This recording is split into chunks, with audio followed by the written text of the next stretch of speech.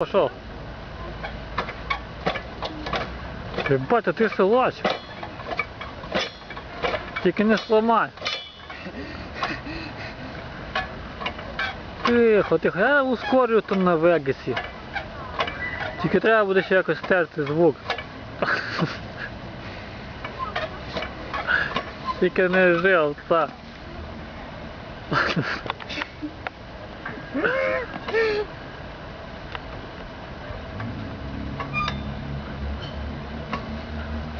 Покажеш на роботі, всі будуть в ахуї.